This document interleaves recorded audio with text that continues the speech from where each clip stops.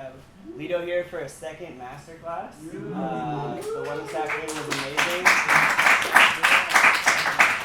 And we're all very excited. I'm sure you're all very excited to hear from him. So, without further ado, there you go. Thank you, sir. Hey, everybody. My name's Lido, and I'm here to talk to you guys today about music. Kind of especially focused around two EPs that I put out called I Owe You 1 and 2. I've been here once before. I did one of these earlier today as well.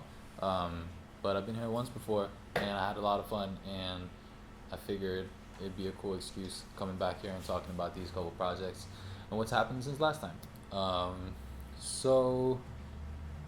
The way that I like doing these things is have it be as much of a conversation as possible. That's why we've kept these classes so intimate and tight, because I want to be able to actually talk to you guys and talk to you about the stuff that you care about and the stuff that you actually like want to know about. It's not super interesting just me standing here and like vomiting whatever I think is interesting upon you guys. Like, you guys should let me know what you think is cool and what you want to talk about, and we'll kind of just take it from there. That was the fun part about earlier today. I started out with kind of a plan, and as soon as I abandoned that, things got really cool. Maybe we do that from the start this time around. Also, two disclaimers. I've been in Norway for the past month and a half-ish, which means that my English is a little rusty right now, so I might be like struggling to find a few words here and there. And disclaimer number 2 and advice number 1 of today: if you can avoid buying the new MacBooks, do so, because they've been giving us a lot of shit today. About halfway through the other class, it kind of just like died and didn't come back on, while the charger was plugged in and everything. So we'll see what happens this time around. It looks like it's working, but in case it stops working, it'll be all just philosophy from there. It'll be great. First of all, how many producers do we have here right now? 6, so pretty much all producers. Very dope. How many of you guys write songs? Very cool. Also almost everybody. How many singers? Cool. And so I'm assuming singers write your own lyrics and like stuff like that too. Cool. Very great. I do all of those things for my own project. I both do a lot of vocals, produce everything, mix mostly everything, and write all the lyrics, come up with all the concepts. So we can talk about all of those things. If you guys have questions about a certain bar or a certain metaphor or a certain chord, a certain drum sample, doesn't really matter. We can talk about whatever. I'll start just talking a little bit about the concept of these 2 EPs that I put out, called I Owe You, which initially it's kind of like the conclusion of a project that I made called Everything, and it's kind of like the ending of that story and the process after that whole thing was done. So I Owe You 1 is very focused on the world. It's very focused on my family and my friends, and sort of getting back out there, I guess. And I Owe You 2 is way more introverted and sort of dealing with a lot of the pent up emotions,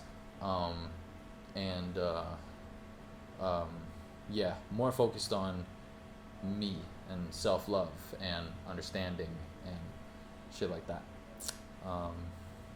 That's on like the conceptual side. On the production side, what I like doing is or just like music making side, what I like doing is every time I go into a project, I try to find something that I feel like I'm not that good at. Bless you. And I try to make it a goal for each project to get better at something. it's almost like what's it called, like a thesis or whatever, how like at the end of you learning something you're supposed to like make something. That's almost what a project is like for me. So IOU1 is the most interesting one to me production wise, because it's so very focused around sound design. I felt like my mixes weren't as good as I wanted them to be, and I felt like my sound design wasn't as interesting as I wanted it to be. I wanted to push myself on those things. So it's very focused around that. Minimal lyrics, minimal vocals, really, a lot of heavy processing. And then IOU2 is the opposite. That's where I felt like I hadn't been writing lyrics for many, many years. And pretty much the whole project is focused around getting lyrics right and getting emotions right. And the production aspect of that is interesting too, I think, because it's a lot about making space for the vocal and complementing the vocal, which is something that I think us producers forget about a lot. But yeah, that's the overall idea of those two EPs. And I feel like I got a little bit better at both of those things throughout those processes, and that makes it all worth it. Yeah, I feel like that's an alright introduction. I pulled up a few songs last time around, so obviously I would like to pull up other songs this time around, but you guys let me know which ones you want to mess around with too. I figured I would start with Outstanding, just because this one is the one that I'm the most happy with. Thank you. Out of pretty much any song that I've ever mixed. So what I have with me is the original sessions of all the different songs. As you can see, they're incredibly messy still. Nothing is labeled. Everything is a complete chaos. But I have like a little bit of a system, and I think I can find my way around it. And so this is what it looks like when I'm done with a song. And then I bounce everything out mixed, like the way that I've made it sound towards the end. And I take everything to a friend of mine and basically mix it through his hands. So I'm just sitting in the back of the room and kind of yelling at him and telling him I want it more like this, and I want to feel this more, and I want da-da-da, and kind of just let him physically do it, because there's something about I very often go blind on things towards the end, and I'm like, I can see on the screen it's supposed to be getting louder, but I'm not feeling it, and da-da-da-da, and I'm not the most technical guy in the world. I don't know that much about compressors and shit like that, so it's always good to have somebody else touch it and bring some perspective into the process.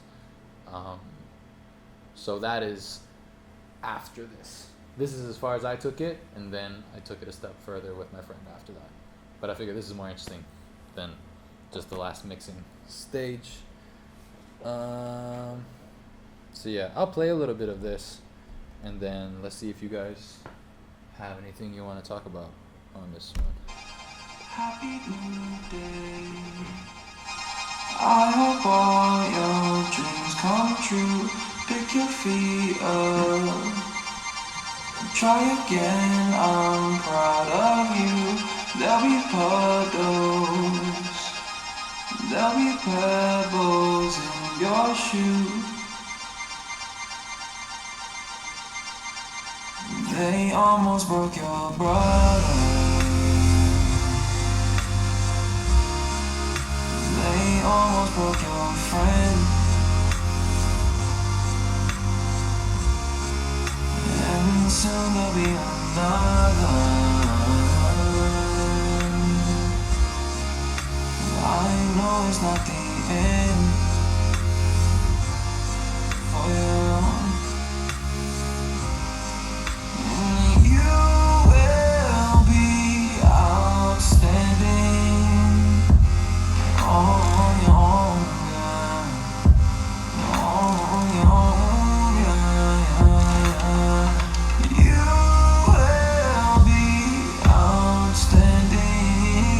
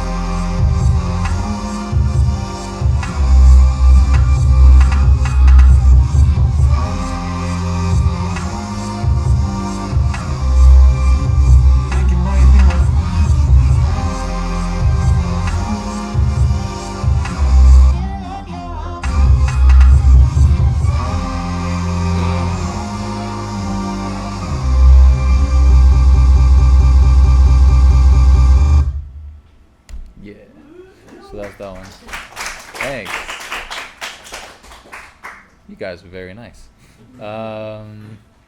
Cool. So this is Outstanding. This is third track on IOU1. And there's a lot of weird shit about this one that we could dive into. I'm going to just start talking about the stuff that I think is interesting, and then you guys just tag along whenever. And interrupt me whenever you want. Definitely.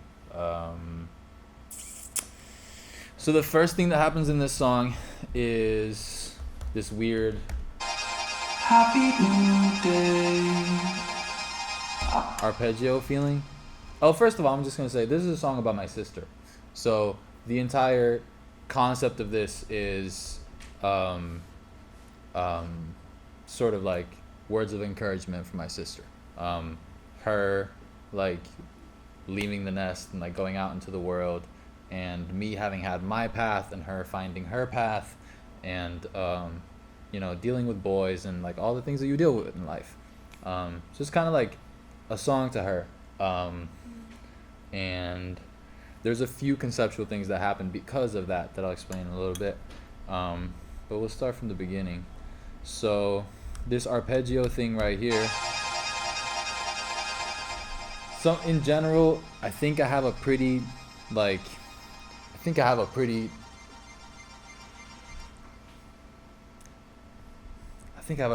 manual way of doing a lot of things. I don't use a lot of crazy fancy plugins and tweak them in a way that makes them make magical sounds. Most of the stuff that I'm doing is just I have weird ideas and I take them very literally and kind of just do it the way that I know how to do it. So say this, for example, this arpeggio is me playing. See if you look, can you see it on the screen? Yeah. So this is what this is actually made out of. These are crystallizer cranked to the max on a saw pad that I played, and it sounded like this. And there was just a moment in that I was like, oh, that's really cool. And I just chopped that moment, and then it turned into. And there's 2 layers of it, I think, that are probably a little different.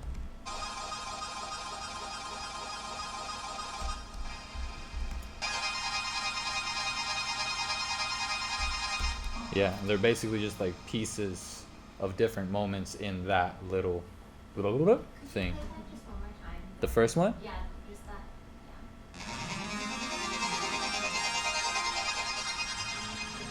Yeah. And then right there it just loops. So it's not a crazy arpeggiator like automation through whatever. It's just manually chopping one moment of something that was processed. Did you do that on, did you play that part with crystallizer thinking you were going to chop it after, or was it like a second thought? No, that was the original idea. Okay. I was like, I want something that sounds like an arpeggio, Yeah. but I don't want it to be as clean as an arpeggio would be. So like with that, you obviously get the tail of what happened before that moment, and you chop it, so it just becomes like this weird, like static arpeggio or whatever. But yeah, I did have like some sort of vision with that. And then this is the processing that I have on that track. A delay, a auto pan that's going back and forth, a shimmer on top of it, and then just a glue compressor to squash that shit, and then a bit crusher on top of that, which is this automation that you see at the bottom here. So it goes for a while. I'll play it here. And right before it drops into it, instead of pitching it down or filtering it or whatever, I'm just bit crushing it. And then that goes. So transitionary wise,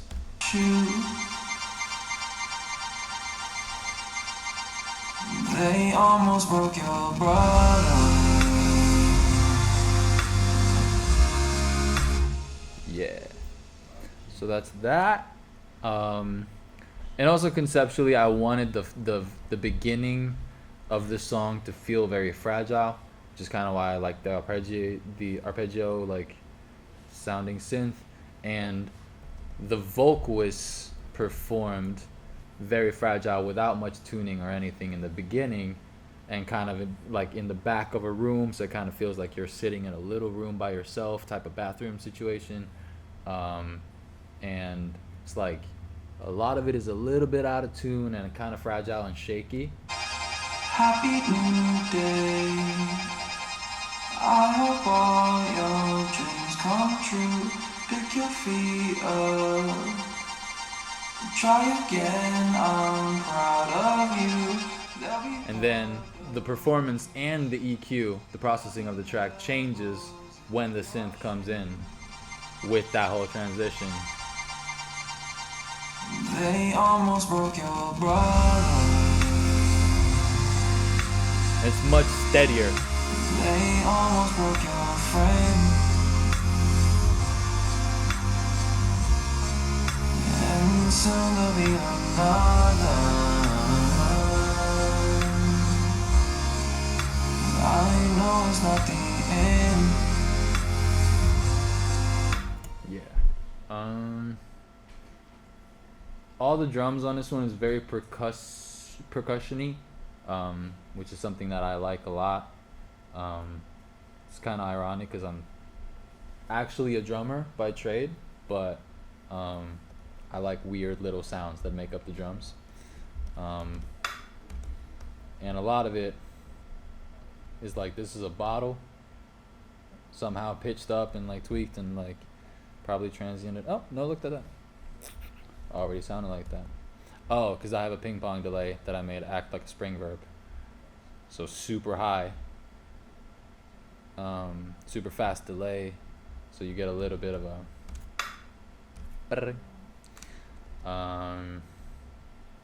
that's one of my favorite like snares. I've been using it a lot lately. Simple. And yeah, drum wise, other than that, it's pretty straightforward. I use a lot of like pitched around weird sounds in this one, like a lot of those.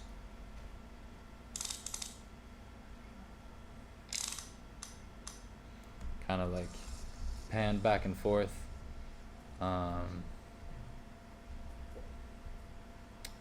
And that's kind of the drums, really. Drums are not super interesting on this one. So yeah, through the first verse. Oh, and so the chorus is pretty straightforward, but the post-chorus is probably my favorite part of this song.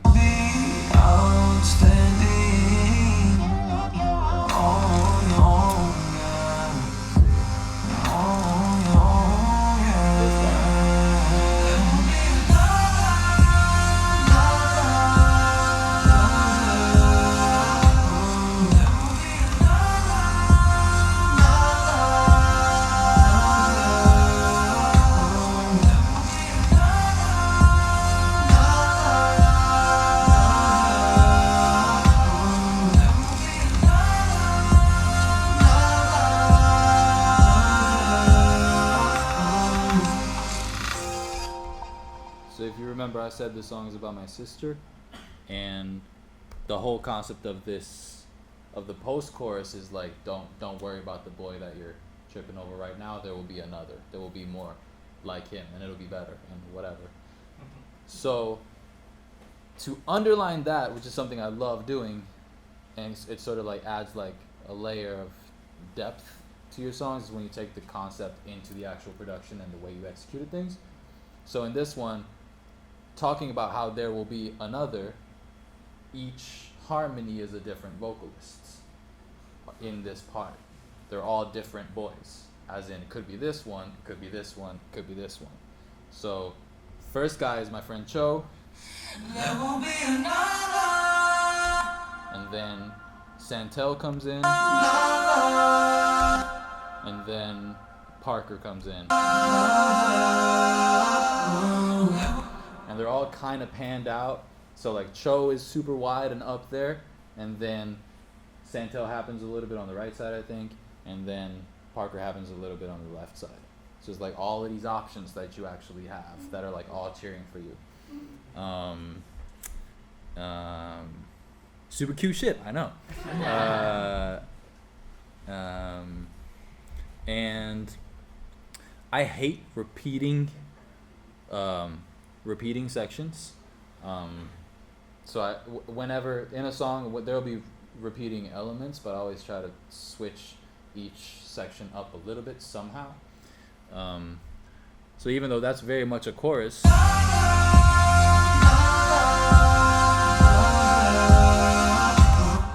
you don't notice it when you go through it because the kick is exactly the same, but second time it comes around is actually normal time and the first time is half time.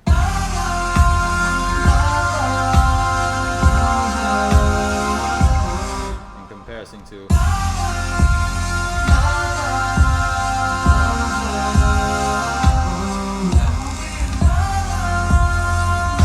so everything has been really slow up until that point, and you get like a new like push of energy because it actually speeds up to normal tempo.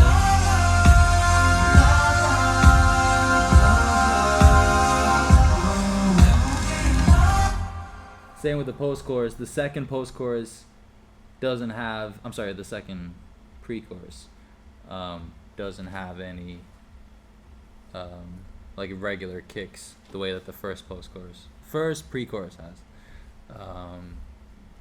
And like a few little details here and there. Oh, and there's a chord change in the second chorus.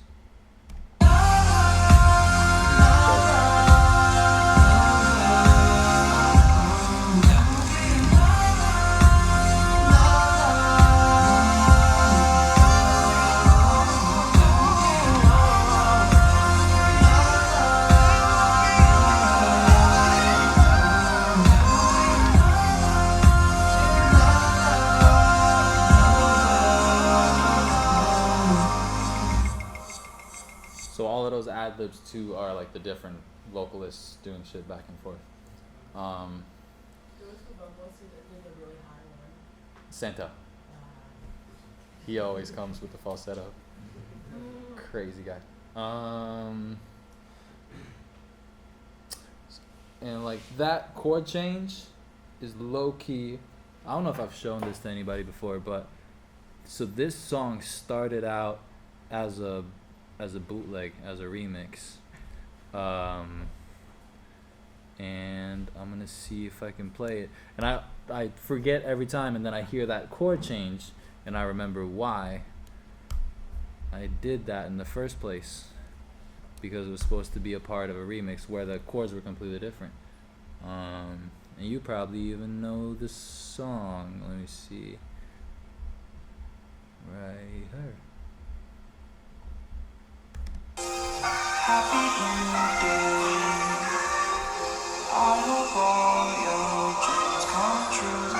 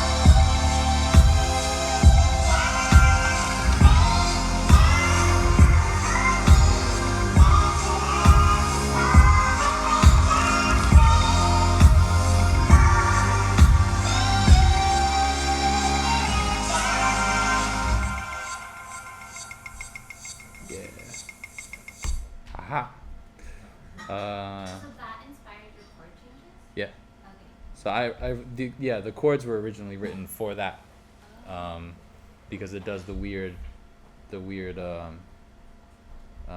major chord. This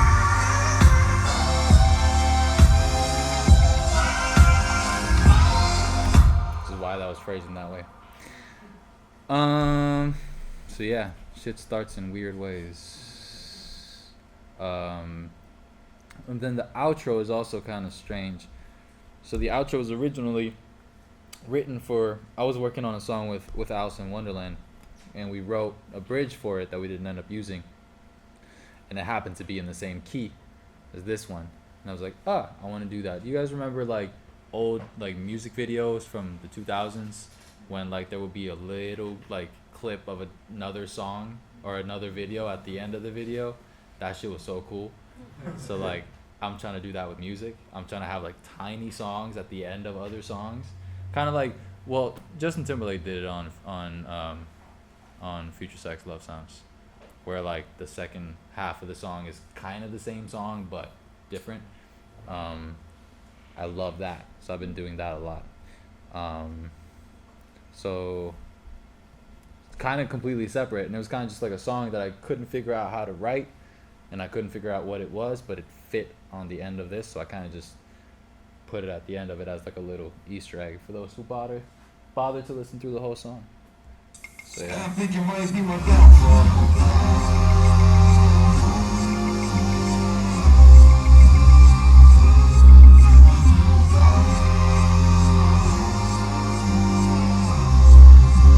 I think it might be my downfall.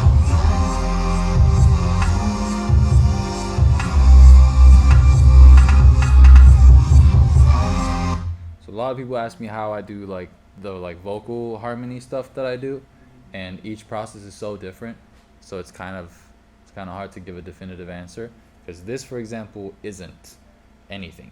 This is just layered vocals, and all the different vocals are formatted differently. So I'll put like a pitch wheel on each track, and so to create different characters out of everybody in the choir. So like I need the guy with the kind of low voice, and then the squeaky girl that's kind of out of tune a little bit, and then the whatever, and then I just kind of force everything together.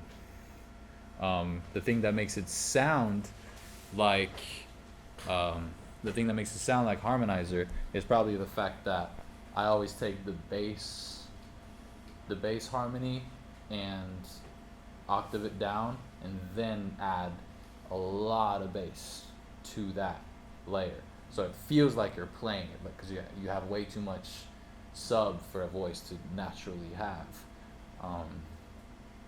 So I use a plugin called Low Air a lot for that stuff, which is a brutal ass plugin for adding sub to stuff. Yeah, and other than that, it's really just tuning things pretty harshly and then formatting it back and forth and having fun with that.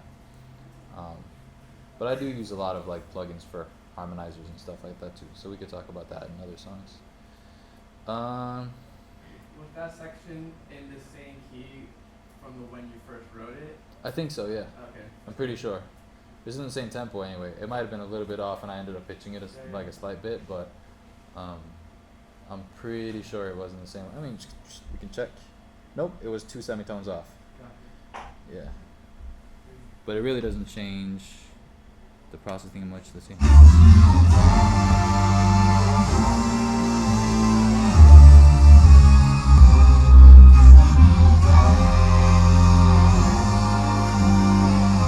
It's definitely better 2 down. Definitely. Is the low layer of that really just the vocal? Like there's no under sub bass to it, or just the processing? Is that you singing too? Mm-hmm. Yes, it is. Does it sound like there's like a big layer beneath there or something? Yeah, right. And that's what makes it feel like it can't be vocals, right? Like there's got to be some sort of whatever on it. It doesn't need to be that. Like that's how I think. That's how I think you come up with like unique things, is not knowing exactly how to execute technically what you're hearing in your mind, and just figuring out your own way of doing it. So there's probably a million harmonizers and ways of doing that type of vocal that I was imagining, but I didn't know about them, and I did it this way instead, and it turned out a little bit different because of that. The same way with the arpeggio in the beginning, but that's not usually how you would make something like that, probably. But it turns out a little bit different when you do things a little different. And that's kind of me in general. I think that I'm not very musically trained. I don't have like a lot of technical knowledge on a lot of stuff. I've just been putting a lot of fucking hours into this thing and figuring out fun ways of doing things that I was hearing in my head. Like say like I only started sidechaining stuff like 2 years ago. I didn't know how. I would just draw automation instead. So my sidechaining would just sound a little bit different than everybody else's because I wasn't using the same plugins and the same techniques to do it. I think that's a pretty efficient way of making unique stuff. Yeah, that's kind of that. Other things about this one? I'm curious about your vocal processing. Uh-huh. Basically, what you do on the layers, tuning, like, yeah. Let's see what we did on this one, because that also like varies a little bit from thing to thing, obviously. But let's see which ones are the leads. Yeah. What I do a lot. They almost broke. I'll show you this one first. So all the lead vocals go to a bus altogether. The general processing is pretty simple. A compressor on the first, and then auto-tune. A pretty fast auto-tune with like a little bit of slack on it. I just like that sound. And then a pretty brutal compressor on top of that. Then a very, very subtle verb. I barely use verb pretty much on anything. It does help out every now and then though. I'd much rather use delays. I think delays are way cooler than reverbs. So you'll hear that much more. And a pretty fast delay on this one, so it almost gives you like a spring feeling. And then literally just a de-esser on top of that, and a little extra EQ. So pretty simple. A lot of it is in the mic choice. On this one I use a Mojave 300, which is like my favorite type of microphone. I use SM7s a lot too, but I really like the Mojave. And it's not for everybody. Like, microphones are kind of like instruments too, a little bit. Like, it'll be mad different from person to person. I was recording, you guys know Sid from the internet? Mm-hmm. So she has like a super raspy and very like a lot of air to her voice. So I recorded her on the Mojave, and it was impossible to EQ it. It was getting way too much of her like air. So I'm gonna have her come back and like record her on something darker, like a SM7 or something like that, which will be way easier for me to EQ and get the good parts out of her voice after the fact. So in my case, my voice doesn't have that much raspiness or high end to it, but I want to bring it out, and because of that, I use the Mojave a lot on myself. So that's really what it is with this vocal, I think. Also, what I do a lot is I add a duplicate of my lead vocal, and have like put a pitch wheel on it, and my standard setup looks like this. So it's just the octave up, but the timbre or the formant kind of low. So my original vocal, They almost broke your brother. is layered with. They almost broke your brother. That's you, right? That's me as well, yeah. So if you regular pitched it up, it would sound like. They almost broke your brother. But I like the kind of like female backing vocal sounding vibe. They almost broke your brother. Which you can do with formatting. And I do that a lot because I do most of my own vocals on everything myself, and every now and then it's nice to like act like I'm someone I'm not and fuck with the processing a little bit. So that's like the lead vocal. Pretty simple, really pretty straightforward. I use a lot of it's called like stereo imaging stuff on my lead vocal as well. I like it feeling kind of wide and Bieber-esque every now and then. And I thought I did it on this one, but I guess I didn't. And yeah. Does that answer your question, kind of? Sweet. Did you have the same processing on the intro vocal as well as The intro vocal, you're right. So the intro vocal is pretty different. what you showed now was the lead vocal when like the stars? Yeah, that's the lead vocal throughout the whole thing. And then this. Happy New Day. So yeah, I took out a lot of high end. There's no tuning on it. Brought up a little bit 5K to make it a little like radio-y.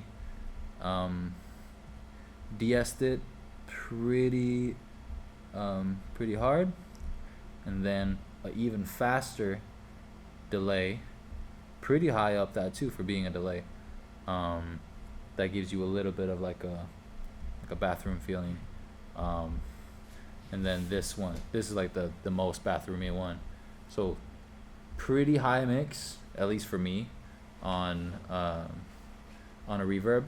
Very short decay, like pretty normal pre-delay, and kind of filtered in general on the EQ. So yeah, makes it sound. New day. I hope all your dreams come true. Pick your feet up. This is a pretty dramatic difference when you hear them back to back with. They almost broke your brother. And especially with. They almost broke your brother. Like you don't really even hear the octave very much, but it adds something. That's something that I noticed that a lot of like really big producers do, like kind of secretly. They take lead vocal and just have it really quiet under, pitched up an octave, because it just gives you like a, I don't know, something. It makes it clearer somehow. It makes it punch more. Yeah. What plugin did you use for pitching and formatting? Pitch wheel. It's by a company called Quick Quack. And it's just my favorite one. I like the way it sounds. There's a ton of them, but I like that one. I use Alter Boy too, a bunch. But Pitch Wheel is really good for stuff that's stereo. And Alter Boy, as you probably know, does really fucking weird shit when you put something that's stereo through it. Yeah. Sick. Cool. Awesome.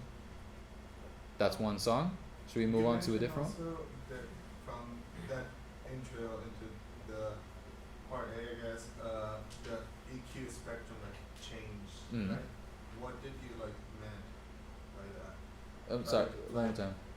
How does the EQ change from section to section? Like, is there like a certain frequency that you boosted up, or things that you filtered up? Mostly, the real difference is there's no high end in the intro pretty much at all, like no super high end.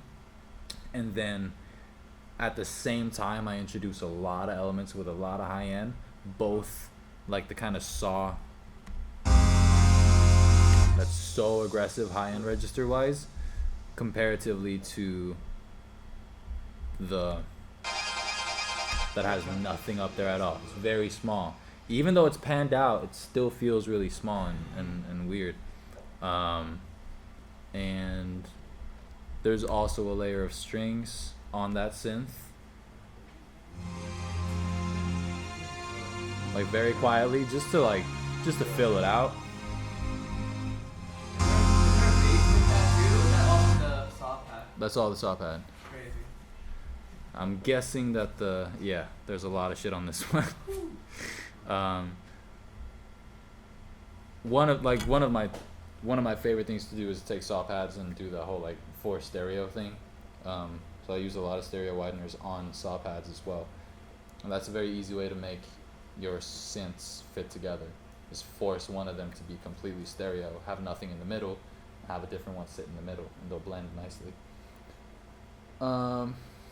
Yeah, a little bit of chorus, a small room on it, a compressor that's probably doing some side chaining, and another couple compressors and an EQ. Yeah, that's about it on that. I have a question about, like, from like a songwriting perspective, how Mhm. you, because my impression of the song is that you have like just a few key like A, B's, and C's, and then Mhm. but you like really go deeply into like it's like A1 and then like A2, but then the 2 is like so like you're like really digging in there. Like, how do you know when you've like exhausted an idea and then like when to make a new one, or like what's kind of the process when you're like transitioning from your first chorus like into the second verse, because it's like the same lyrics but then you like make it different. It's a lot of it is about production, really, and like that's something that I talk about a lot because I feel like a lot of us producers forget about it. But our whole job as producers is to complement the song and make the song easier to understand and easier to digest. That's the whole reason why we're putting stuff around the song in the first place. It should be anyway. We're not producing songs to show off our snare drums or like to make shit as loud as possible or like flex our compressor skills. Like that's not why we're doing this. The whole point of having all of these bells and whistles is to keep your focus on the song and to highlight the song or the idea, the core of the song. So that's really most of what is happening. The first verse is the only time the verse really happens, and then pre-hook happens, they almost broke your brother, which only happens once also. And then chorus, you will be outstanding. First time has a lot of kicks in it, second time barely has any kicks in it. And then there will be another with halftime production on it. Second time it happens, it has normal time production on it. And in the middle, there's kind of a bridge, which is really just the first line of the verse happening a few times in a row with some different chords underneath it. So it's really not, it feels repetitive, but each time has something new surrounding it that sort of like gives you a little bit of a new perspective on that line, or like makes it feel fresh again, I guess. Yeah, good question though, because that is I always try to take things as far as I can, push things as far as I can, and then kind of just be like, all right, that's too far. But that's the fun part, seeing how far you can take something. I said a lot of this process is also about finding the core of things to me, and one way of knowing if something is really fucking good or not is if how many times can you repeat it. Like how much can I drill this before it gets boring, before it loses the power and the punch of the first time you hear it. So is a lyric really that good if you can only sing it once and it won't be cool the second time you sing it? That's kind of the experiment with a lot of the IOU1 songs, which is like barely any words, and it's kind of just repeated multiple times throughout each song, because it really puts a lot of pressure on the choice of words. So I thought that was fun. Yeah. Yeah, kind of like an extension to that, because about when you repeat it, you want to be able to repeat it and it not get boring. But when when it's your own song, how do you like actually know? Because sometimes you're gonna get sick of it anyways. So like, You know what I mean? Yeah. Oh, 1,000,000%. And I do. So, I get sick of it. I do. But even though it's really good, you might get really sick of it. 1,000,000%. Lost in, I usually hate my songs by the time that I put them out. Honestly, I really do. But I think that's also like just practice, and that's I guess that's why you want to be good at production, because you do it faster, so you don't get to the point of being so tired of the snare drum that you can't hear the song anymore. You know what I mean? That's the whole point of why we practice good production, is so that we can be better at making the song and having like a clear perspective of the song even. But yeah, it's hard. That's like one of the hardest parts of making music, I think, honestly. Yes, bro. For this song and like for other songs, when do you write lyrics and when do you write melodies in relation to the beat? Like, is the beat finished or writing at the piano, or because I know this was originally a remix, you said, right? True. So did you just take that out and then write new words and melodies to that? I had a lot of this production already done before I started writing my own words to it. And each process is a little bit different. I have a few ways that I write things. I have a ginormous note on my phone that's just sentences that I like, that I want to say in a song at some point. And very often I'll just sort of go in the booth and just sing through a bunch of random sentences and see if things spark. My friend, I was with Peter the other day, and he had a really cool technique.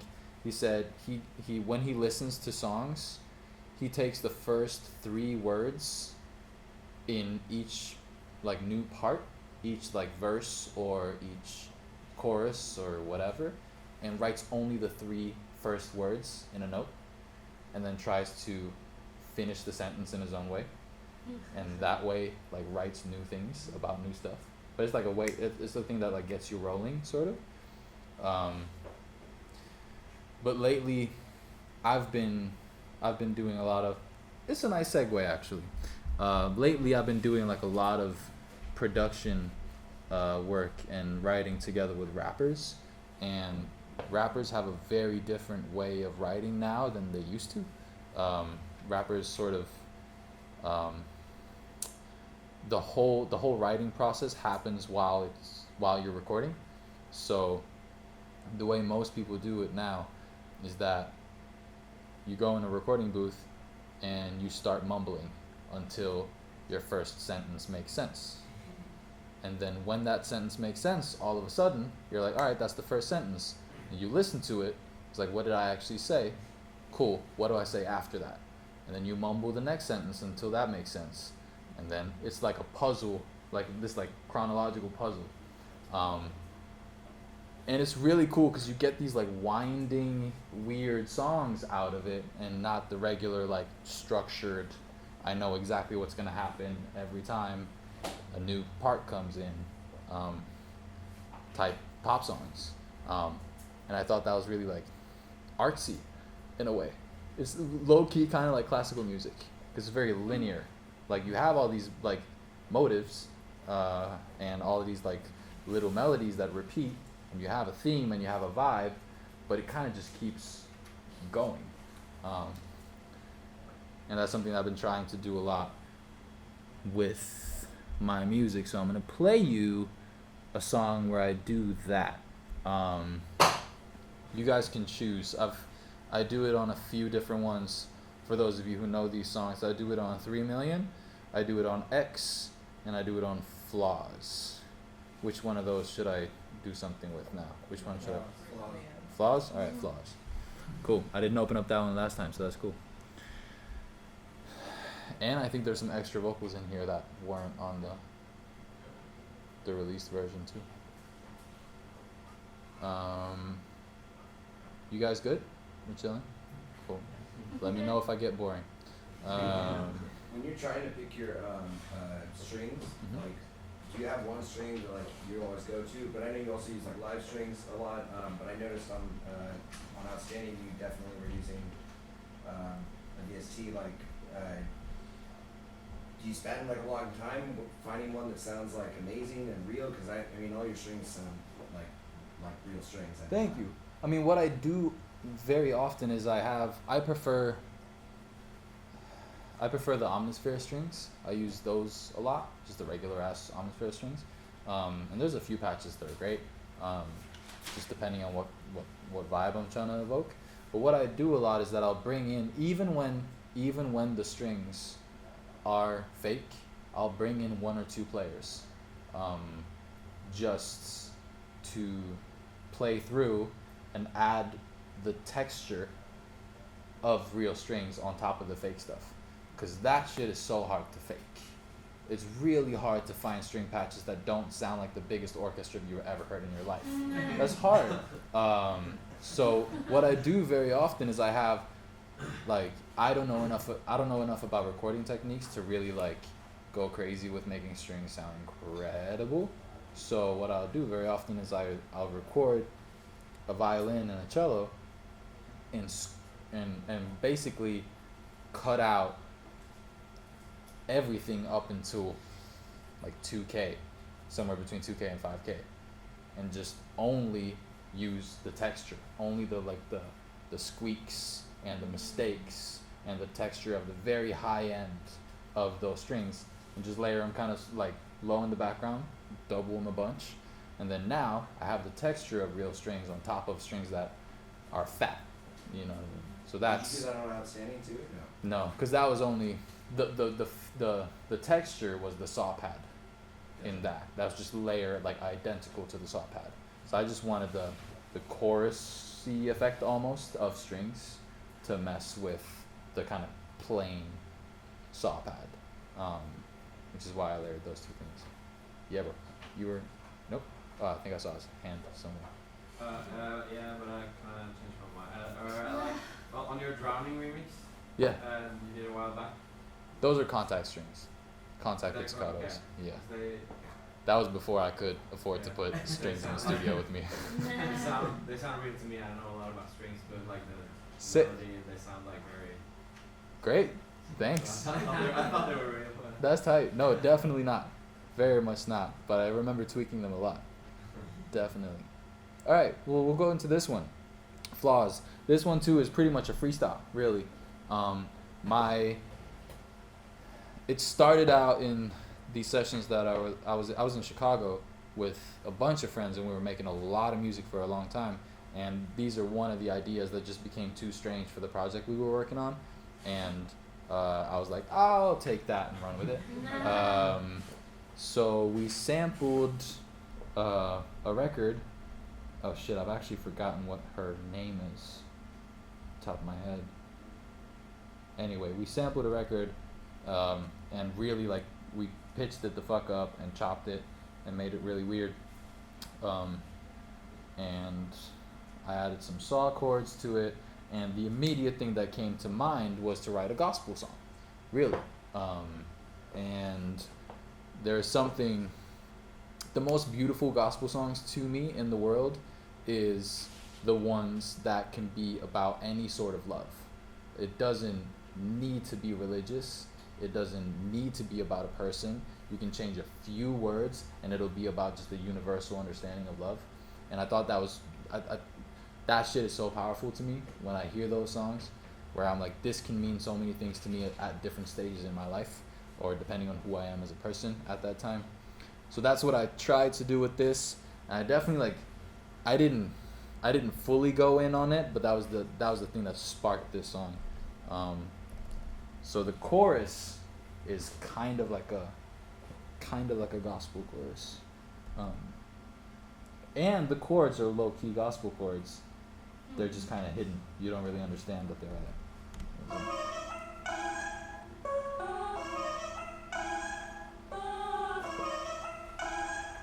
Is she really quiet to you guys? Is it quiet?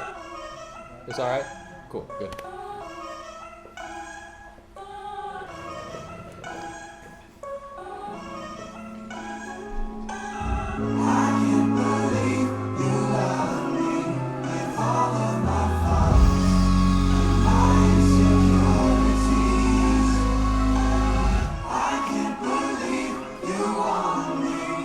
All that I've got is all that you've given.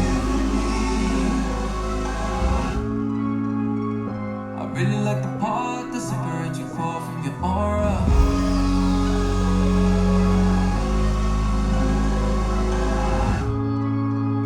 They try pushing us apart when they know what we really need is more love. More love. It's just me and my purpose now. Nothing can hurt us now. I might change it all for you. Might hang up my call for you. I might take the fall for you. Break down any wall for you. I can't believe you love me with all of my fire. My insecurities. I can't believe you want me when all that I got is all that you give me. I need you to feel this mercy and forgiveness.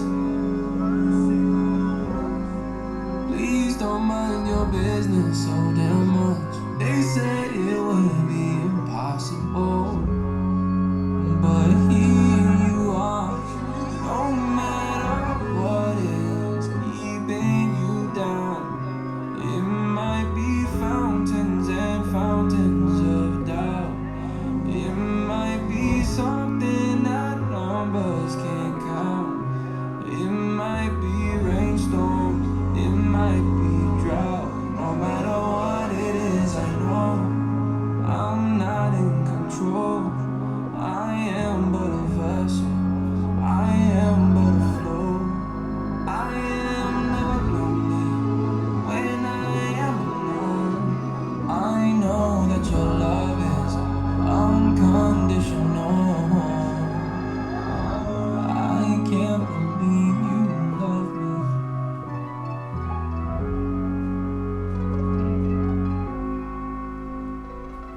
Yeah. So that's a strange song. But it's fun. So as we were talking about like the whole like linear idea of writing lyrics, like kind of step by step, I think the second verse here is a good example of that. The first verse is classic me just reading through my phone and going through sentences, and just random things fitting. So it's like, I really like the part that separates your core from your aura. that's thought number one. And then second thought, They try pushing us apart when they know what we really need is more love. More love. thought number three, It's just me and my purpose now. Nothing can hurt us now. and then breaks off. I might change it all for you. Might hang up my call for you. I might take the fall for you. Break down every wall for you. I can't believe. So that one is very like separate thoughts in a way. Now the second chorus, I'm gonna double check that the laptop isn't dying. It is not dying. Great. The second verse starts in one place, and then each sentence builds on the previous one. So it's like a preach almost. It kind of just goes. I'm talking about the same thing, and the previous thing takes me to the next. I need you to feel this mercy and forgiveness. Please don't mind your business so damn much. They said it would be impossible, but here you are. No matter what is keeping you down, it might be fountains and fountains of doubt. It might be something that numbers can't count. It might be rainstorms, it might be drought. No matter what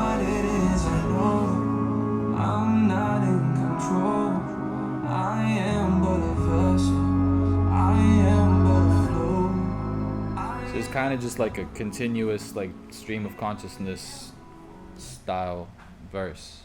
Is that background choir in the final? Nah, that's Jabari. He added it like a little bit too late to make it on the record. And I was toying with like adding it on like in some place, I don't know yet. But yeah, he's incredible. He does like a lot of Chance's choir stuff. And we were working on this together. Also, just out of curiosity, that vocal chop in the beginning, that's your signature backwards, isn't it?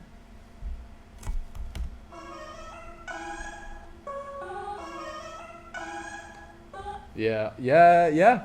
Technically. Da, da, da, da. Yeah? Yeah. Did you do that on purpose? No. Okay. That's fucking sick. That's really crazy. Yeah, because it just jumps back down. I didn't realize because it doesn't do it on top. Woo! That was cool. Oh yeah, I'm definitely not gonna tell anybody that I didn't do that on purpose. That's so sick. Very cool. All right. What else is interesting about this song? I like putting like things that weirdly complement each other, but usually aren't put together next to each other. So most of this song is based on like a saw synth, and then I ended up doing a lot of Hammond organs on top of that, which feels really good always.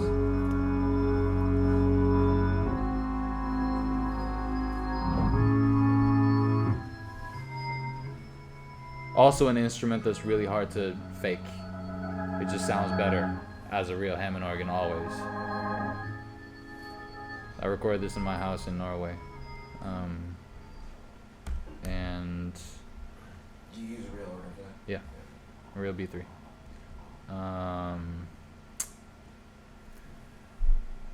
And then the choir part here is actually inspired by a scene in Hunchback of Notre Dame, which is an incredible movie, by the way, if you haven't seen it in a while. Disney version? Yeah, the Disney version.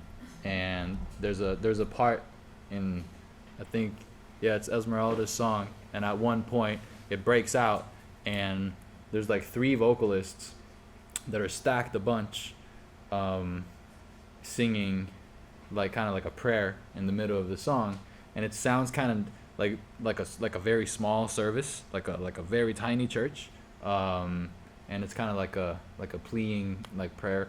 So I had 3 friends of mine come in and do the vocal on the chorus, which is something that is super, like, I don't do it enough, but I want to do it way more. Like the idea of, first of all, group vocals.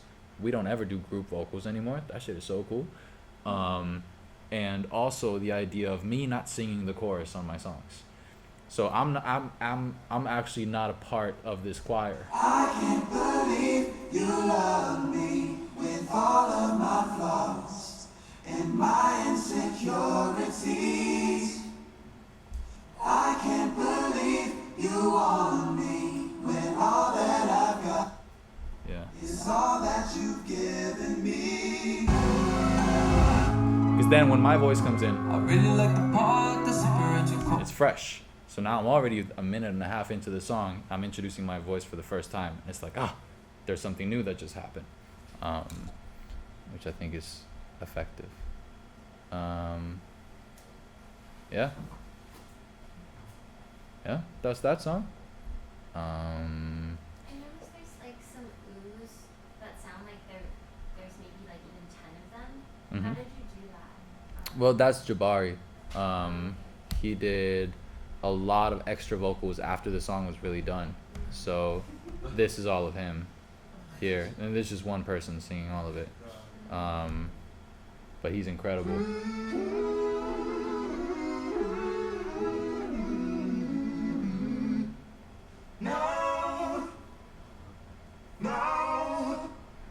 And I've also done like some formatting. Is it on here?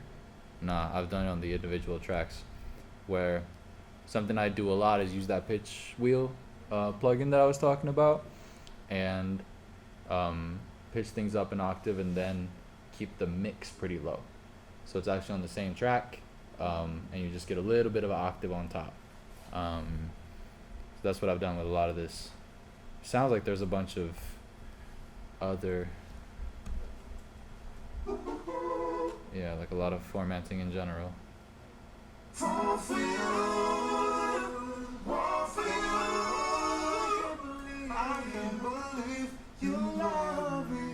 Yeah, he's crazy. But yeah, that's not on the original. But you do all those effects just by like putting the mix at like 50%, and then it's like you put the pitch wheel on each of the tracks and then alter the format just a little bit. Yep, very often that's what I do. And it depends. Sometimes I'll if I want it to be clearer than that, I'll put it on a track of its own and just duplicate things down and stuff like that. But very often, especially if I'm being lazy, I'll just put it on and have it at like 50. Yeah, so I like the texture. It's kind of like a shitty texture that pitch wheel puts and stuff. Cool. What's next? Let me get out of this song. Which ones do you guys want to take a look at? Vultures. We could do Vultures. Vultures, I'm curious to see how Vultures sounds out loud because we changed Vultures a lot in the mixing process. Even on Vultures, in like the drop, there's like this female scream, this that goes throughout the whole drop, and we were like bouncing it to send it to mastering, and we were listening through it, and I was scrolling Instagram, and I came by a video of a girl singing, and she hit that note at that exact time, and I was like, wait, hold on, wait, don't bounce it yet. And then we literally had my phone in front of the microphone as we were about to send it to mastering and added a new element. So like we changed things to the very, very last moment with a lot of these songs. And this is obviously before I've sent things to mix. So it's gonna be a little bit different. But that might be fun. This project is a shit show, as you can see. But yeah, it's called Vultures. And there's some weird stuff going on here. The vocal especially is interesting on this one. I surrender to the power of your pencil. My adventure through your love is gonna end soon. So remember, send the mob into the temple. My protector, Perseus per se. I never meant to love you. I never meant to make you feel the same as me. I never meant to love you. I knew better, but you should know that I will be ready when you call your vultures, yeah.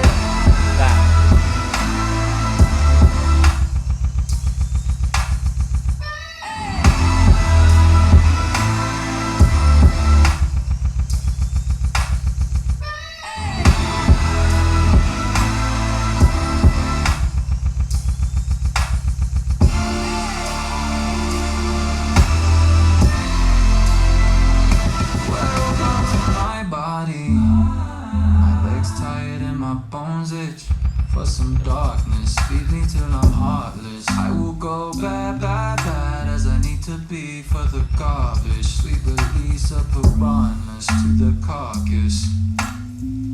Or stupid artists that you bussin' tables or cussin' labels out. I never meant to love you. I never meant to make you feel the same as me. I never meant to love you. I knew better, but you should know.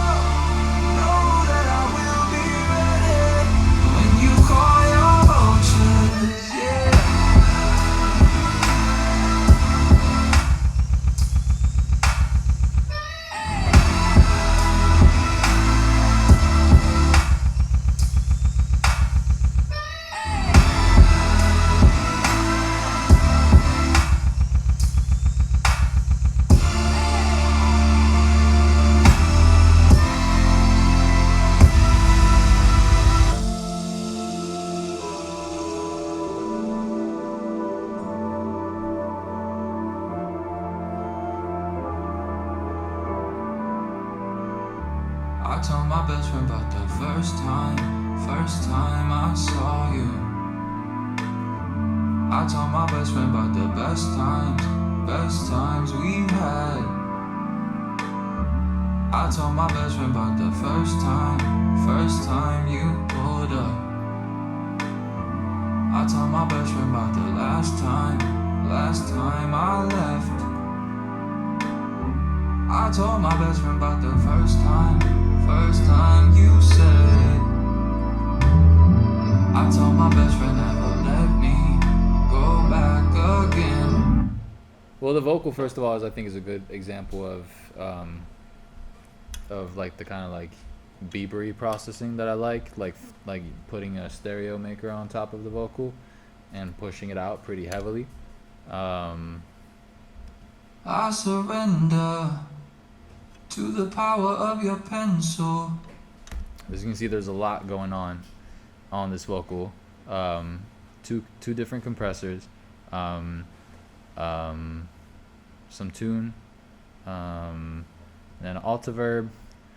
That's like a nice, just like ambience general, like pretty long and regular. But then I'm guessing that this one, is like a very small room. Again, pretty high mix for being me, and very short decay. Pretty high pre-delay still, and kind of filtered on the EQ, which gives it like this like little box that it's sitting in,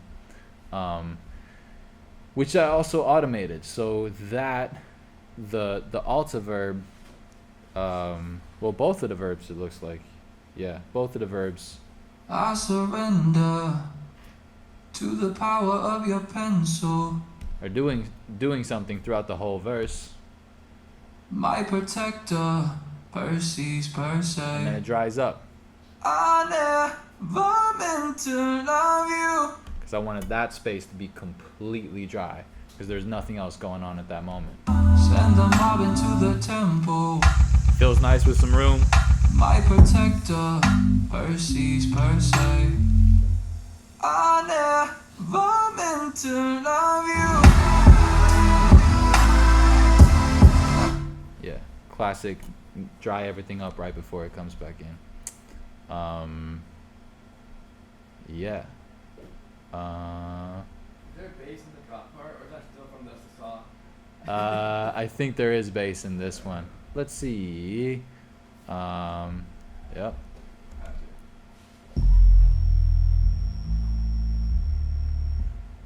I love using sub basses with like a little bit of a bit crusher on top. Makes it feel like something's wrong. That's tight. I love that.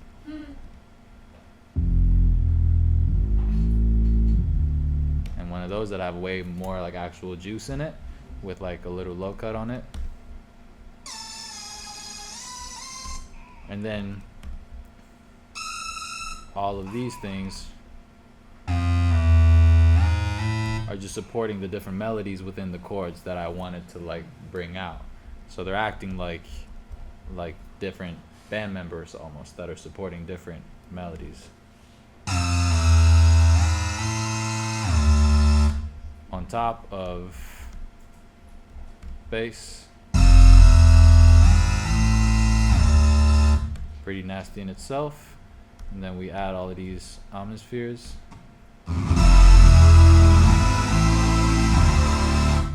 With just different like supersaws basically. And then a retrolog.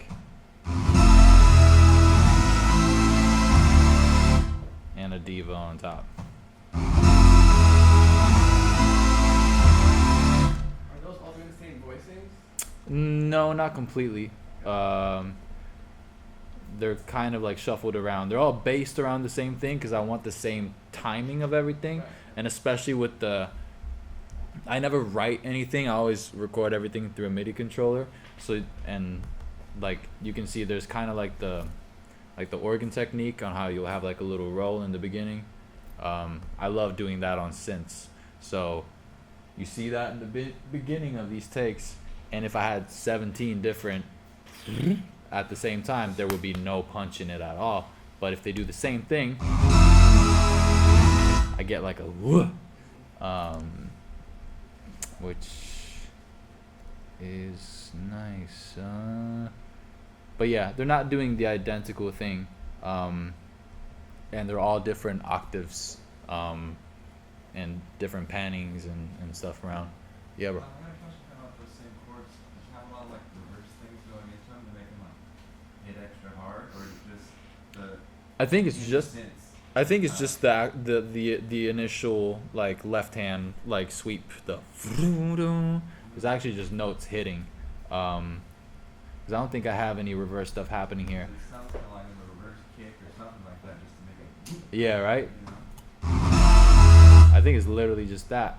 I do use a lot of things that remind you of things that are reversed. One of my favorite things to use is hydraulics, which I have here. This is like my favorite trick, percussion wise, just across the board.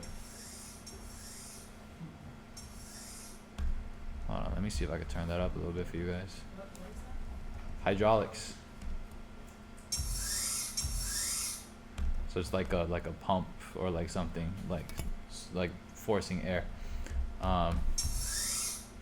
and it gives this really cool feeling when you put it on a kick, because it's essentially, it sounds like something is sidechaining or something is compressing really hard. It's not. It's just the sound, but it's as if. So you get kind of like the compressor feeling without actually using a compressor. I love that shit. Yeah.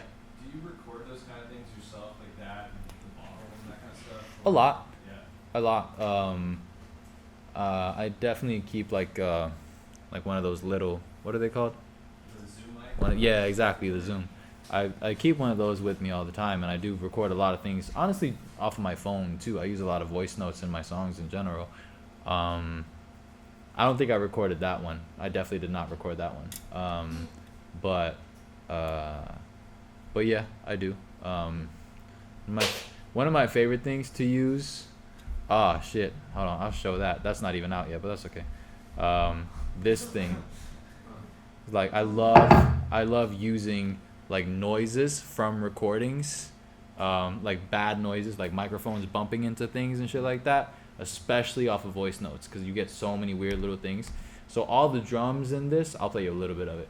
All the drums in this is just noises that happened with the original piano recording, and then all the piano on this is just 2 different takes that I did on a voice note that I put on 2 different tracks and hard panned them out. So it's like a super high def stereo version of something that is recorded in the quality of a voice note. It's kind of weird, and it starts in like a different pitch and whatever, but you'll hear it. It's gonna be a long time, yeah. I think it's gonna be a long time. I think it's gonna be a long time. I think it's gonna be a long time. I think it's gonna be a long time. I think it's gonna be a long time, yeah.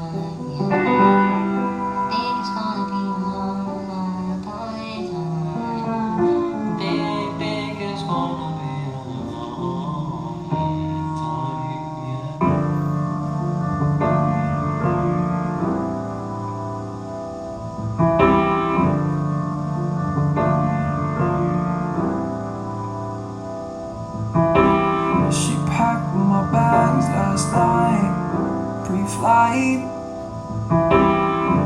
0 hour, 9 a.m.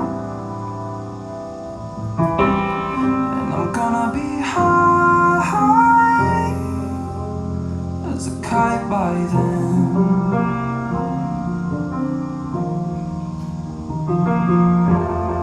I miss the earth so much, I miss my wife. It's lonely out in space on such a timeless flight. You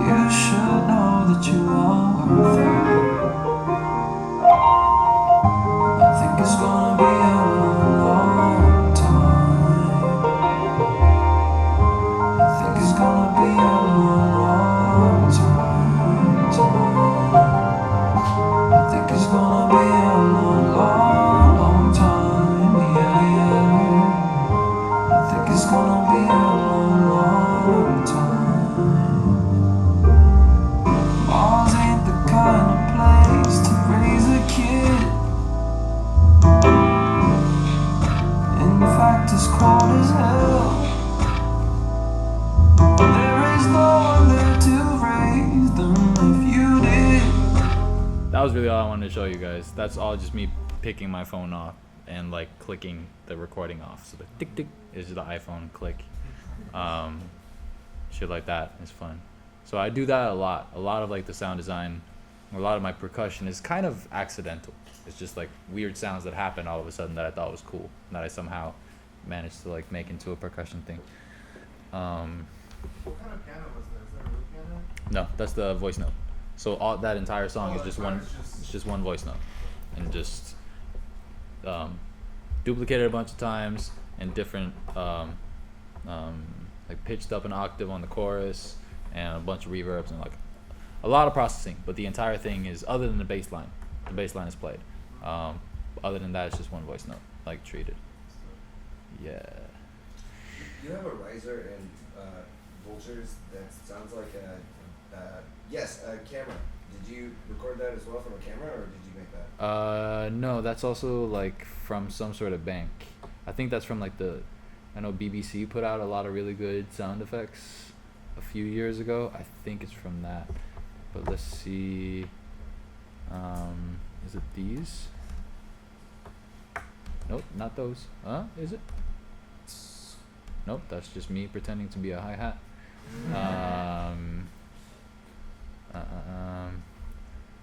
So yeah, there's so much weird shit in this song. There's like bacon frying. And there's this is my favorite texture. This is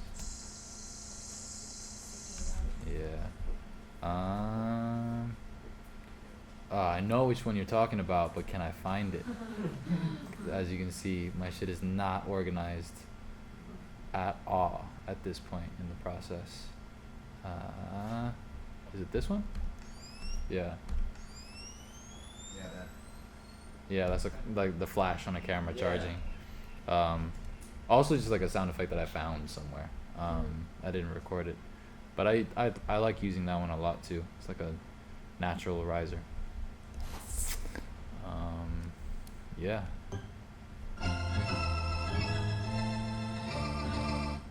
Shitty little organ that I found in London.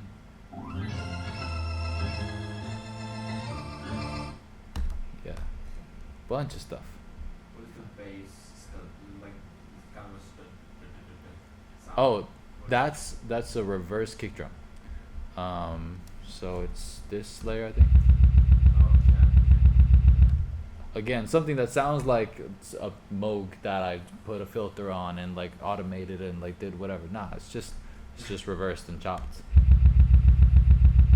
And then I added, that's the main one, and then I took that same sample and pitched it up, duplicated it, nudged it, and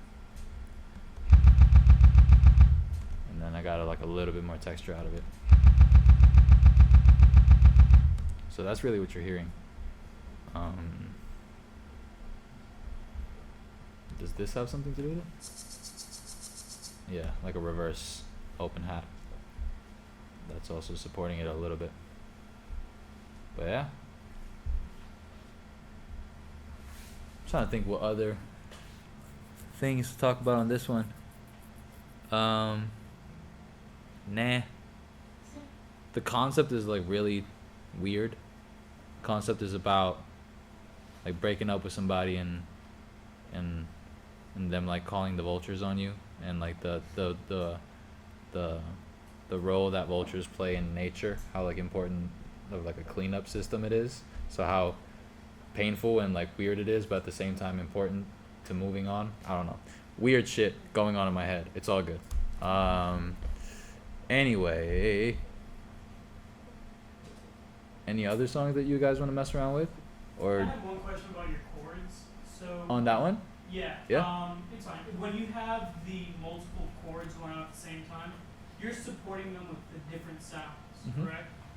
Okay. Yes. How are you equalizing that? Depends on what role the different synths are playing. But very often I'll select the synth sound based on what I feel like the bass chords need in the first place. Again, kind of treating them as band members. Like, I need something to support this line in the chords, because I still write chords in a pretty melodic way. And that was what first got me into to electronic music too. The first thing that like really made me want to make electronic music was I Can't Stop by Flux Pavilion, which is the catchiest chords of all time. That's chords moving and you're singing along to chords. And I was like, that shit is very cool. So that's very often what I try to do. You can kind of sing along to it, but in the same way that a lot of good like local harmonies are structured, you can sing along to multiple parts. So I just pick the ones that I like and back it with something that contrasts the original synth. So the EQ, I don't really have a formula for the EQ. The main rule is obviously just don't use the same synth. You need a new texture to like make it stand out in those certain moments. It was originally, I said I'm from Norway and I work with Norwegian artists every now and then. And I was doing a bunch of songs together with a rapper in Norway. We made something that was too weird for him, and I was like, I'll take that, which is what happens a lot. So that's, I way too rarely hear like bilingual songs, and it's so interesting to me when I do hear it. So I wanted to have like at least one moment where that happened. I've like thought a lot about lately like doing my ad-libs in Norwegian to my English verses, which I haven't tried it yet, but I think it could be really cool if I could make it work. But I thought it was like fitting with like his very strange and rugged verse. This is really a song about loneliness, and like the feeling of being in like a really busy and big place and being alone there, like crazy shit happening around you everywhere, but you still feel like you're alone. Because that was just the original like feeling that came to me from the chords. We made the chords before we did anything else, and then I just kind of mumbled the melody, and then what I very often do is I'll just take the mumble and I'll write the words that sound like what I mumbled, and that's kind of what this became. And then I had a couple friends of mine come in and do like, a few friends of mine, one guy named Daniel and one guy named Colin, came in, and I had them on like a certain part of the song, I had them just do like motivational speeches, basically. They just went in and just like, I was like, pretend that I'm your little brother right now, and you are just motivating me to keep going, and just tell me all the things that I need to hear. And they just went in the room and they were just screaming motivational things for so long. And then I took both of those speeches or whatever and just chopped out a bunch of tiny parts of it, and that's what became the intro and like the very last section of this song. I wonder if it's in the session, because I know we put it on the other track in the end. Oh yeah, so it's this stuff. Hold on. Running around the city from block to block, trying to running around the city from block to block, trying to running around the city from. That's Colin screaming some shit.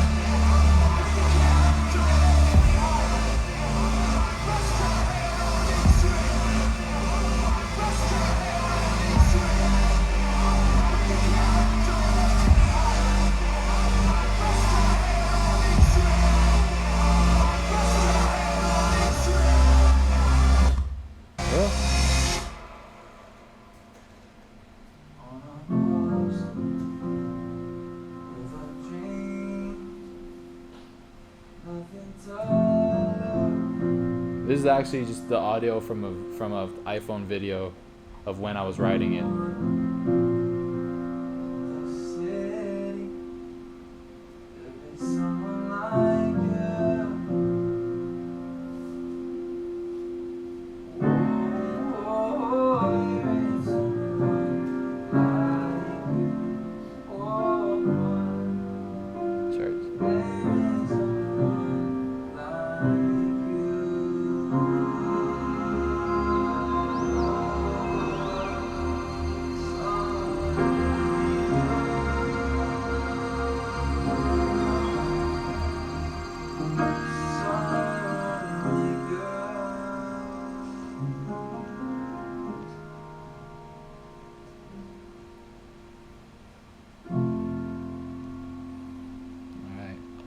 So there's a bunch of things in this one that we could talk about.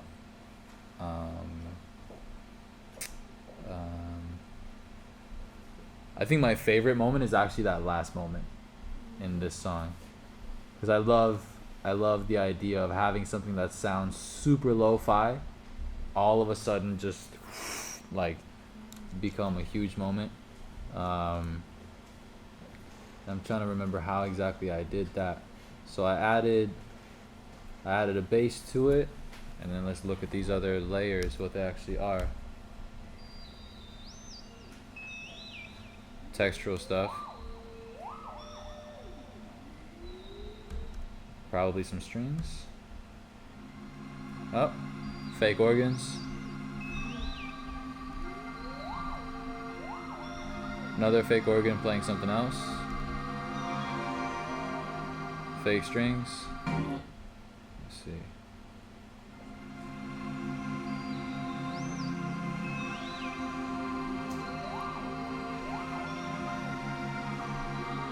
Let's see what else. And then the original.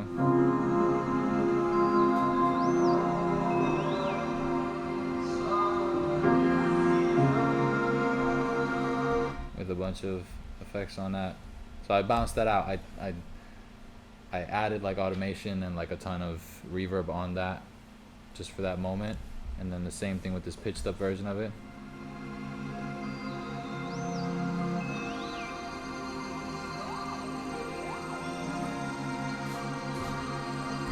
Just a ton of shimmer and crystallizer on it.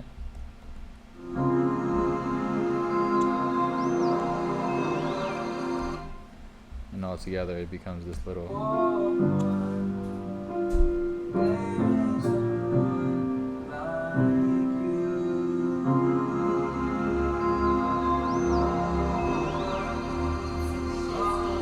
very Disney.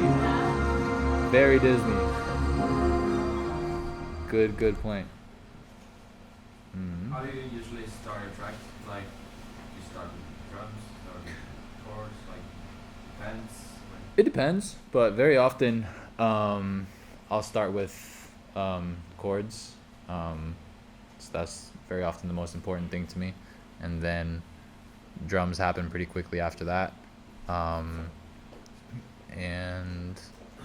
But the very first thing is like a general vision of the song. Like I try to always have at least an idea of why I'm doing something before I start.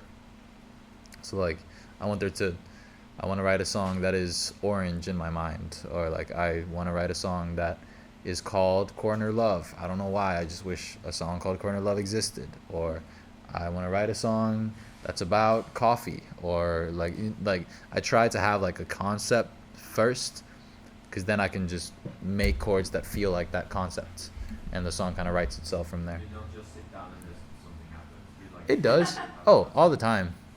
Yeah. But the ones that usually become songs that are important to me start out that way. They start out with a concept and like a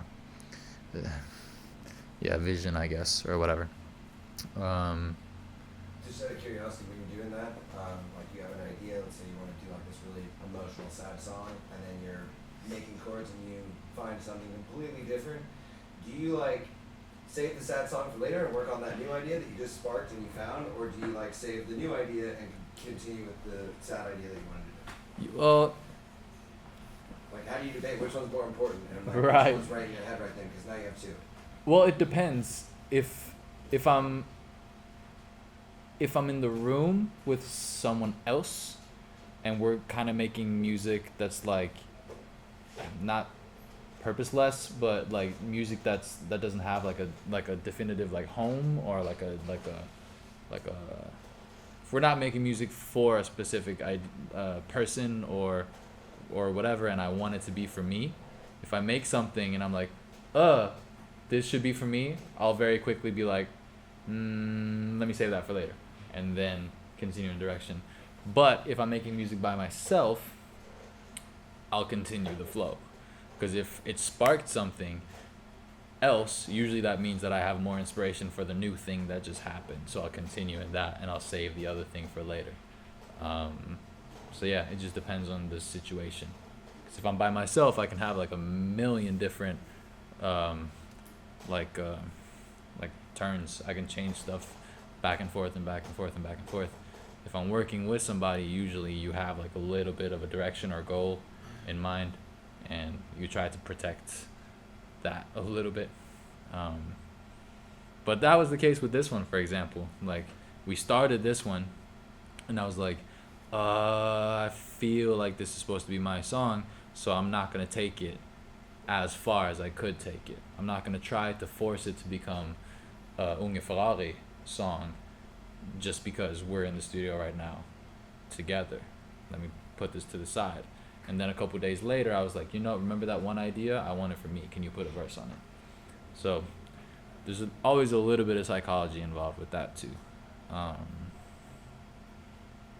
But yeah, we were talking about the harmonies on this one, right? Yeah. That's what got us into this song in the beginning. It's that one little section. In the first verse, right? Yeah. Let's see where the vocals are. Who knows? Oh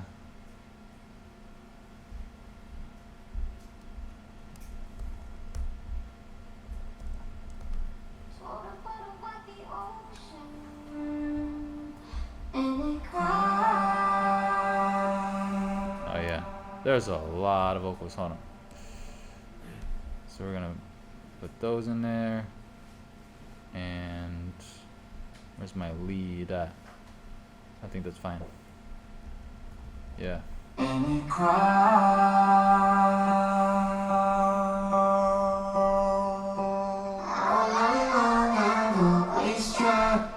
So yeah, took one of like the ending of one of my phrases and format.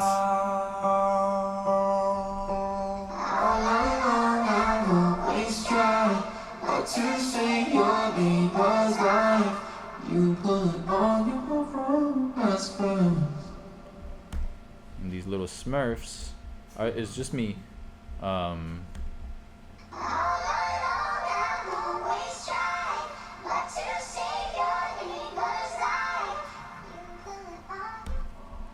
don't know. It just felt like a choir moment to me for some reason. My favorite part, though. I love those lyrics. Thank you. I have no idea what's going on right now. Smurfs are not happy. Definitely, they're hungry. Shit. My favorite part of this though is when Parker and them come in. Wait, let me see where that is. That's on Mulherron. Here we go.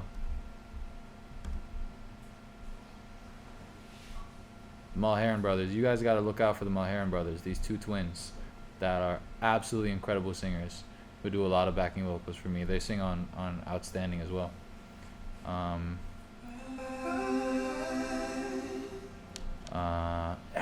Where is it? It's too messy. I'm never gonna find it. Are those the same guys you put on the EP with Jay on? Yes. Okay. Yes.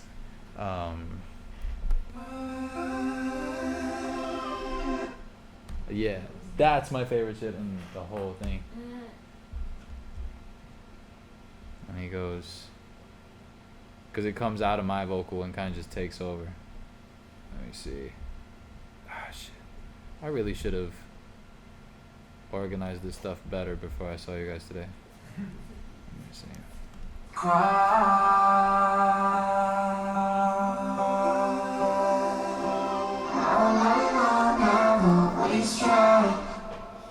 So that's like the little Smurf thing that happens right before the actual Smurfs come in is there is Parker and Marshall's vocals pitched up and reversed. So it just kind of takes you out of their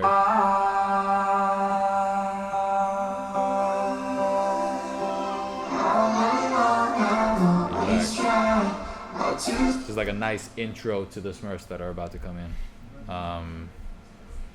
And yeah, this is one of those songs that, like, I don't know exactly why everything happens in a row the way that it does, but it just felt right.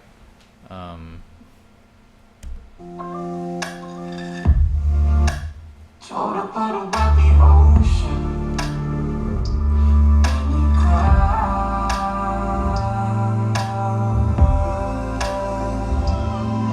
And you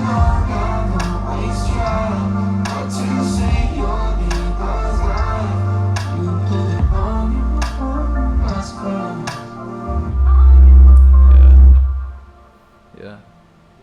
So that's cool, or that's fun. And I also love, so we recorded, it's something that I do a lot, and a lot of people get confused when I do it, but I have a tendency to like record features and other artists over certain sections of the song and then completely change that section after the fact. So like it was way more of a hip hop song originally when Ferrari did his verse, and then I stripped everything after the fact because it's kind of hard to just rap on top of strings. But I always had the vision that I wanted a like auto-tune-y rap verse with just strings in the background. So he didn't hear that until it was mastered. But it was so refreshing to me and became way more emotional because of it. So yeah, I love his verse.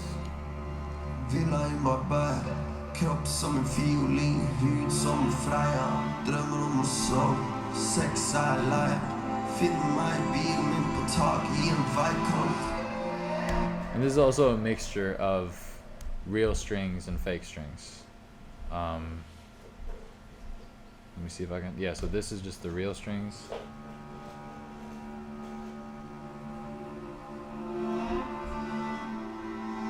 So there's barely any mids to it, no lows at all. It's mostly just like the squeaky, high-endy texture stuff.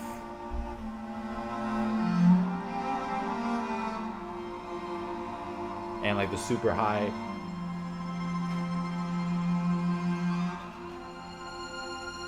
Which is hard to get. I say this part is just freestyle. That was just like play pretty things, play like sparkly stars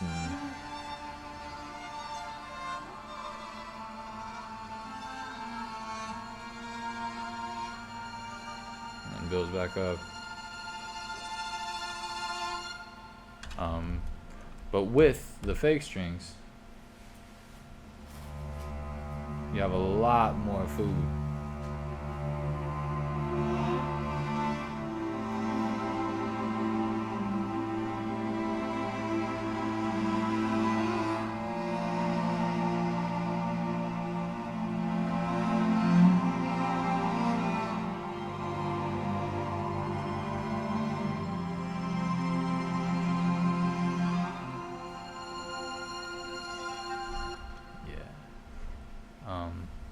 So yeah, that's something that I do a lot. It's very efficient. Do you pay professional violinists to come in, or do you like ask your friends to like just like help you out? Somewhere in between. Okay. I'm friends with them, but I pay them. Yeah. Oh, Yeah.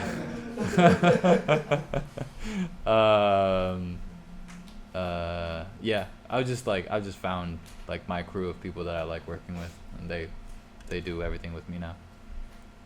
That's the same players that played on X and a few other songs on this record. I'm trying to remember which other ones. Is there strings on flaws? I can't remember. Anyway, we're technically out of time. But do you guys have any like last minute questions that you guys want to hit me with about life or philosophy? Just like a random question, like, how was your like music, like, I guess, the timeline, you know, like, because I know it was first drumming, and then you know, like beat making, and then like at what point where you like just started like singing your own beats and like just started doing that? It was a very like gradual thing happening for me. I started playing drums. I got my first drum kit the Christmas when I was 2 years old, and I played drums every single day for like 7-8 hours. I was absolutely obsessed, and I was like the little boy that plays drums really well when I was a child in my country. So I was doing like TV shows and all sorts of shit by the time I was like 6 or 7. And then I got tired of drums around the age of 10, and realized that I actually wanted to create music, not just play along to it. But that's one of the things that I think is really healthy about drums, and that's why I advise like anybody, like any parents, I say like get your kid a drum kit as fast as possible. I know it's annoying and it's loud, but it's so good to just get the rhythm in your blood right away, and it'll be second nature for your entire life. And just immediately, everything is so much easier. And you get to listen to music and enjoy it without having to get over like the threshold of getting technique right and your math right and your scales right and all the bullshit that makes people not like playing instruments. You sort of like you get to like just play along and have fun without all the boring parts of music. So you love music and you're a part of it, but you don't get all the challenging stuff right away. Speaking of which, Javon is gonna be a dad. I just found out. It's fucking tight. Go Javon.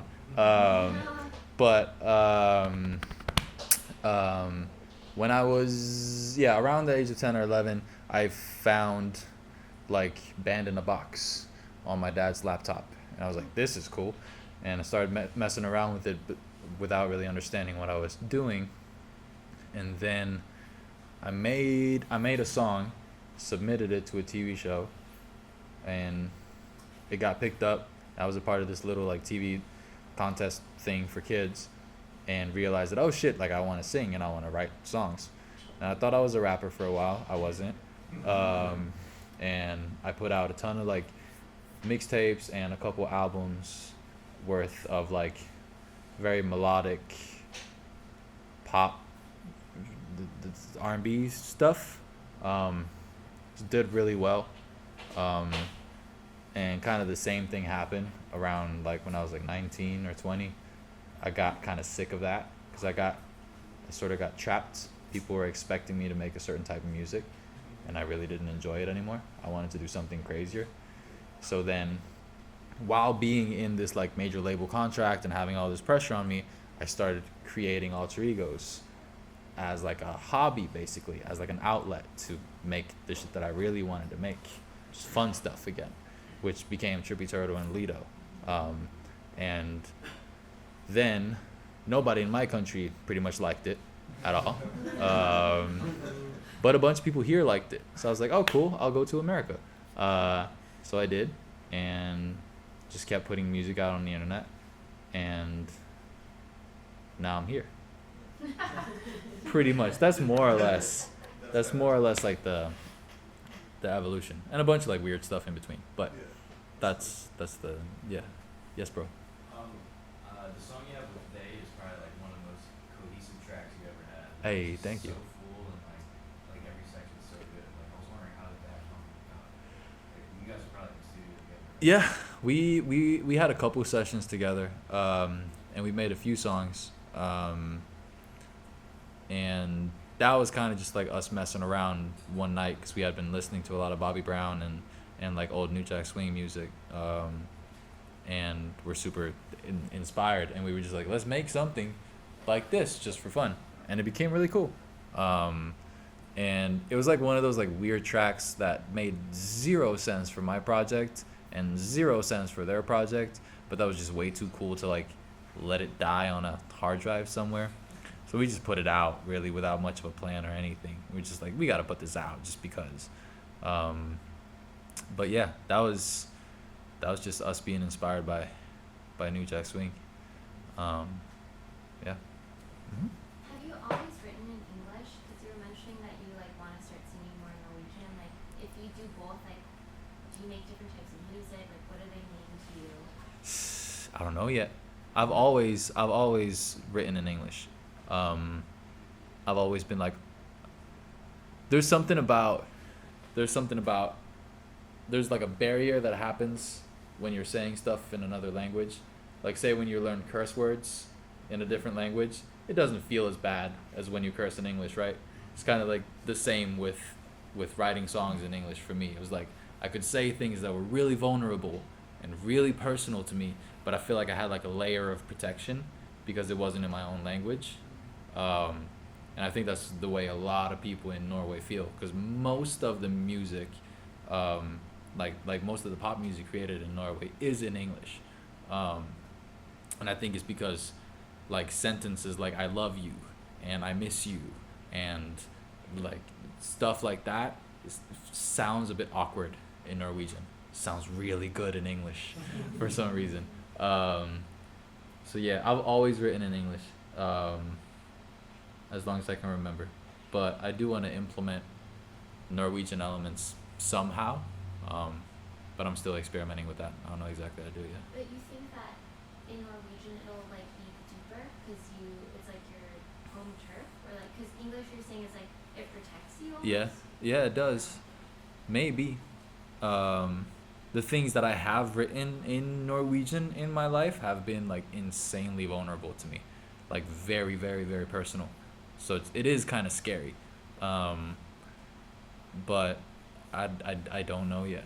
I'll have to try and see what happens. Yeah. Yes.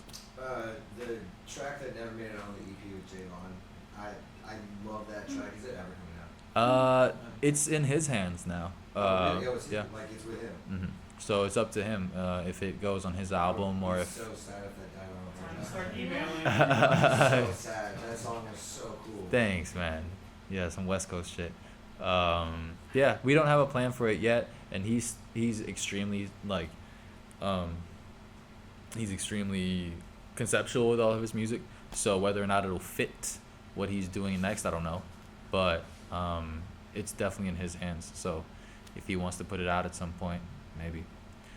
I've also been toying with the idea of like making some sort of like compilation project with just like all the stuff that like just didn't happen, like all the stuff that like the label was too scared to put out, or the thing that didn't fit the release schedule right then, or the stuff that was too weird for this artist, or that didn't. All of those songs, I kind of just want to squeeze them into one album and just put it out, because there's so many of those. I have so many really fucking cool songs with a lot of artists where I'm just like, your manager would never allow this. Your label head would shoot this down immediately, but it's so good. So yeah, I've been thinking about that. So maybe that's a place for something like that. I don't know. Or just do the hard drive thing again. That was sick. That works also. That was super sick. Yeah, definitely. I got yelled at a lot for that, but it's fine. No worries. Cool. Yes. Do you have any advice on when you get stuck on a song? Because I always start new projects and I don't get anywhere with it. Well, I think you're gonna always be stuck at some point in the process, and I think you just gotta be patient, really. I think the most, like, my mom always says to me that the most important law in nature is input equals output.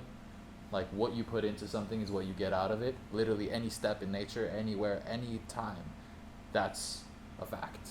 So very often when we get stuck on something, it's because we're not getting enough input.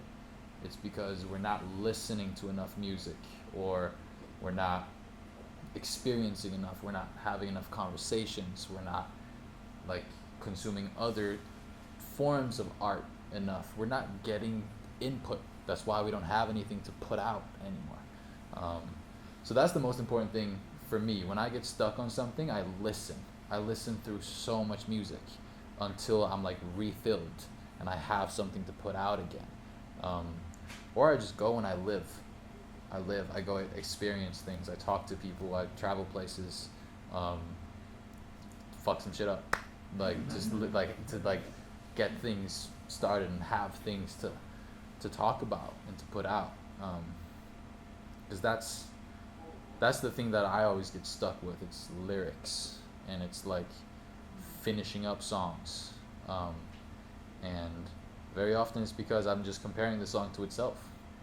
If I would just listen to hella other music, I'd probably say like, oh, it actually sounds pretty good. Maybe it's done.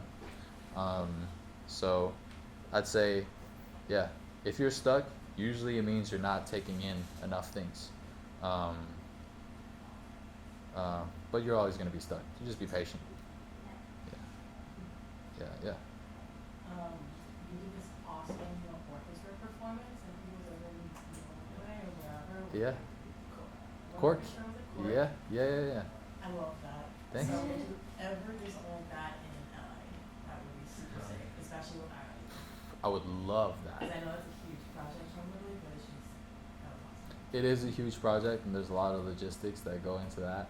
Like where, like even I've done that a few times with Cork, like around Norway, and even just the idea of putting 80 people on an airplane and giving them hotel rooms, and like it's like all of a sudden it's a huge production.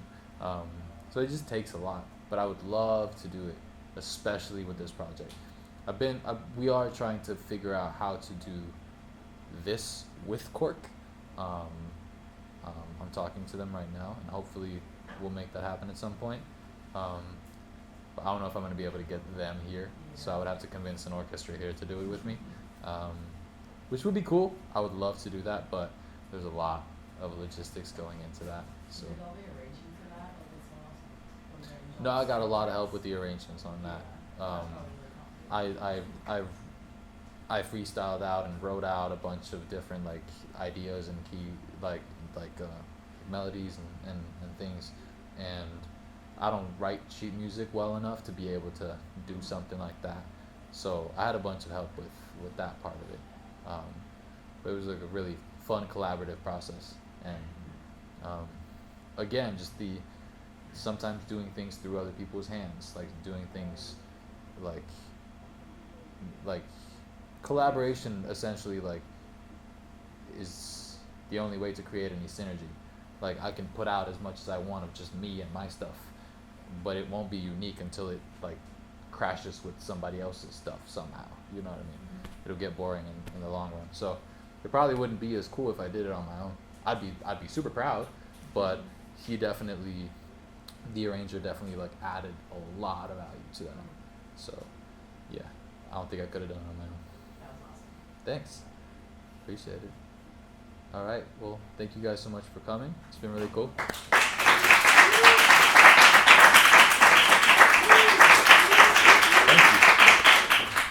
Thank you.